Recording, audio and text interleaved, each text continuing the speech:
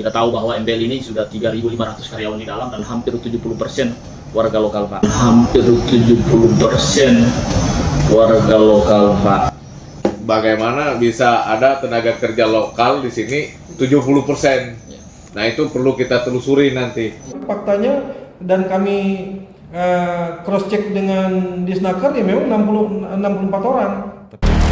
Trek Peristiwa hadir untuk menelusuri secara mendalam, mengungkap fakta menjadi berita. Hanya di Trek Peristiwa. Polemik serapan tenaga kerja lokal di Kutai Barat bukanlah hal baru. Harapan masyarakat, khususnya pencari kerja lokal, selama ini sangat bertumpu pada sektor pertambangan. Puluhan perusahaan tambang telah beroperasi sejak awal tahun 2000-an. Namun, penyerapan tenaga kerja lokal dinilai masih sangat minim. Padahal, setiap tahun jumlah usia produktif, baik lulusan sekolah maupun perguruan tinggi, terus bertambah. Di sisi lain, keluhan soal sistem perekrutan melalui orang dalam dan wajib bayar, dalam tanda kutip, masih marak dan menjadi keresahan para pencari kerja lokal. Kehadiran PT MBL yang kembali beroperasi sejak tahun 2022 sempat memberi harapan baru. Namun kenyataannya, sebagian besar tenaga kerja di perusahaan tersebut justru didominasi pekerja dari luar daerah.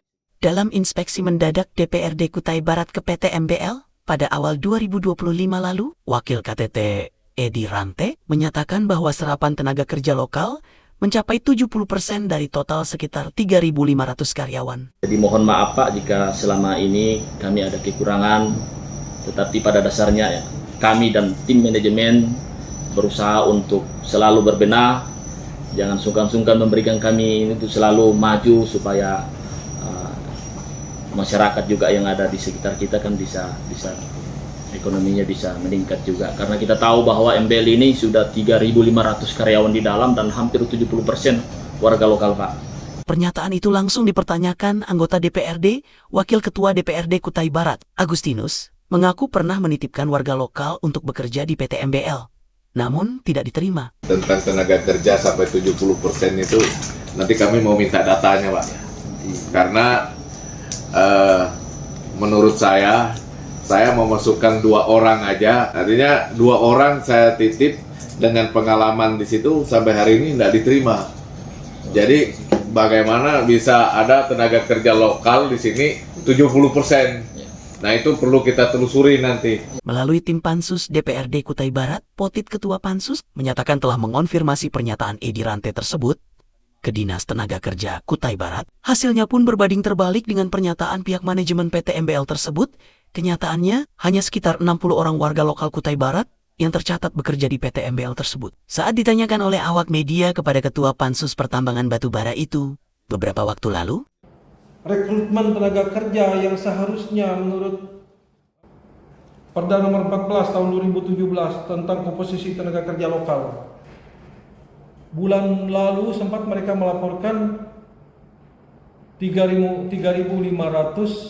karyawan yang sudah mereka terima di PT MBL. Faktanya kami ke lapangan yang di PT MBL aja cuma 64 tenaga kerja. Tenaga kerja lokal maksudnya Pak? Ya. 64 orang? Cuma 64 orang. Dari 3.500? Yang seharusnya dalam laporan mereka awal itu begitu, tapi faktanya dan kami cross check dengan Disnaker ya memang 64 orang.